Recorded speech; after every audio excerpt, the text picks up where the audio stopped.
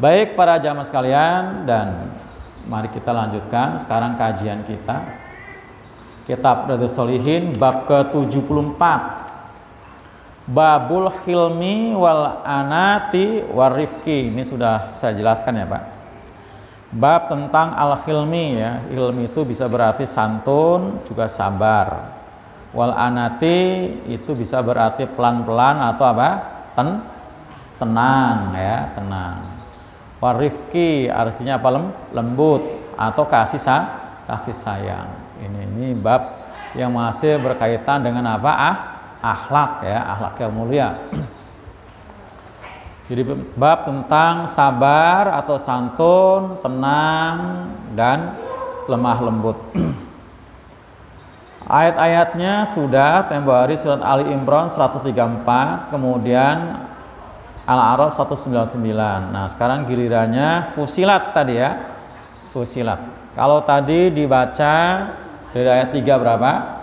33 sampai 36. Adapun di bab ini Imam An-Nawawi menampilkan 2 ayat, yaitu 34 dan 35. Baik para ikhwan, kita ke 34 dan 35-nya aja ya. A'udzubillahi minasyaitonirrajim. Bismillahirrahmanirrahim. Wala tastawi, dan tidaklah akan sama. Ya, boleh pakai akan ya, karena ini bentuk mudhari ya. Taknya mengandung makna dhamir hiya, dia ya, bukan anta ya, taknya itu. Jadi hiya. Karena failnya al-hasanatu ya, bentuknya muannas atau perempuan. Indikasinya ada tak marbutoh gitu ya. Dan tidak akan sama apa itu al-hasanatu kebaikan, walas sayyi'ah, dan tidak keburukan. Artinya kebaikan dengan keburukan itu enggak sama. Idfa, tolaklah. Ya. Bilati hiya ahsan, artinya kita disuruh nolak keburukan dengan kebaikan, bahkan dengan menggunakan bentuk tafdil, ahsan, Pak. Bukan hasanun ya, tapi ahsanu.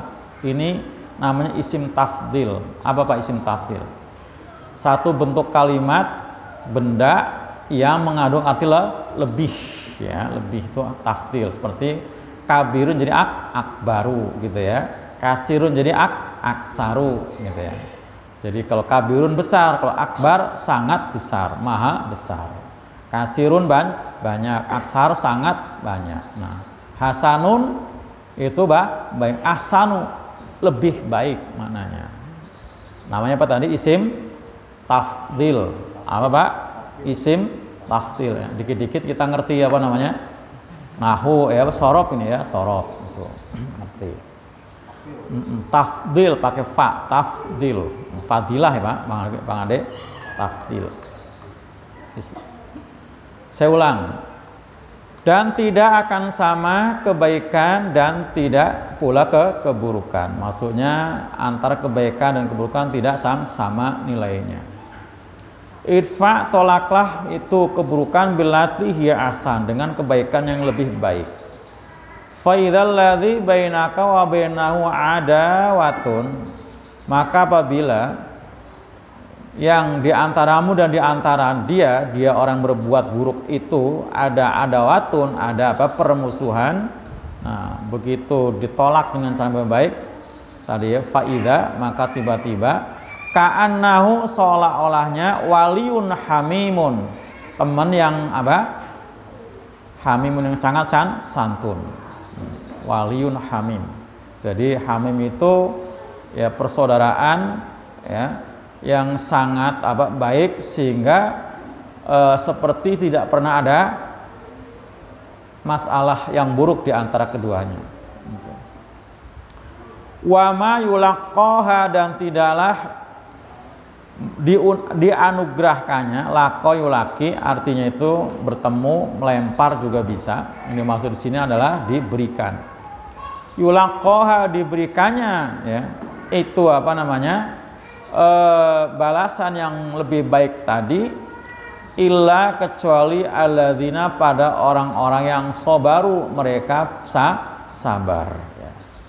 Wa ma yulaqqaha, dan tidaklah diberikannya illa kecuali dzu hadzin, orang yang memiliki hazin, bagian azimin yang sangat agung. Artinya memiliki apa? Kemuliaan yang sangat agung. Ini para ikhwan akhwat sekalian. Jadi ternyata kita di dalam Islam sebagai muslim boleh balas dendam. Pak, boleh balas dendam. Boleh nggak balas dendam? Boleh kan? Dalam bentuk positif ya. Ya, ini tadi kan boleh kan? Boleh balas dendam kan? Boleh ya, balas dendam. Jadi balas dendam itu ternyata suatu yang baik kalau dia idfa billati ya ahsan, membalasnya dengan yang lebih baik lagi. Walaupun orang itu berbuat zalim sama kita.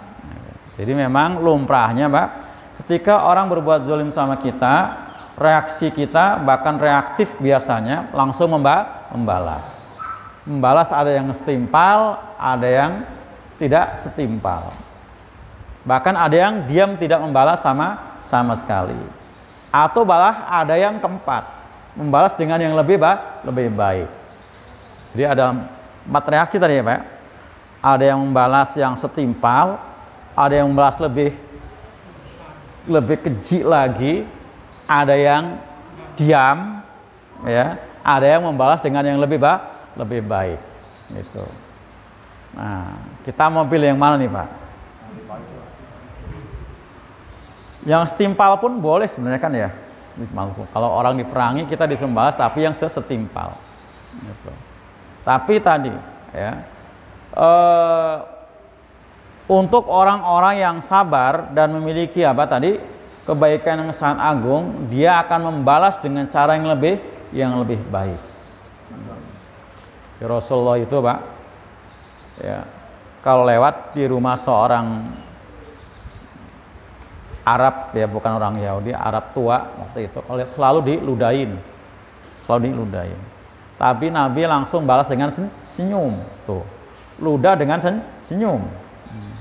Ludah dengan senyum. Padahal membalas dengan ludah lagi setimpal ya. Wajar kan, Pak? Wajar. Tapi Nabi membalas dengan senyum. Dan itu berulang kali. Itu orang udah tua. Saking bencinya dengan misi yang dibawa oleh Nabi. Gitu. Mungkin pahamnya sudah mendarah daging tentang paganismenya. Suatu saat orang ini sakit. Apa, Pak? Bu? Nabi malah membesuk. Nah, begitu dibesuk, langsung si perempuan tadi malah masuk Islam. Tuh, kan ternyata balasan kita yang lebih baik itu bisa jadi apa? Akan mendatangkan kebaikan yang lebih baik lagi.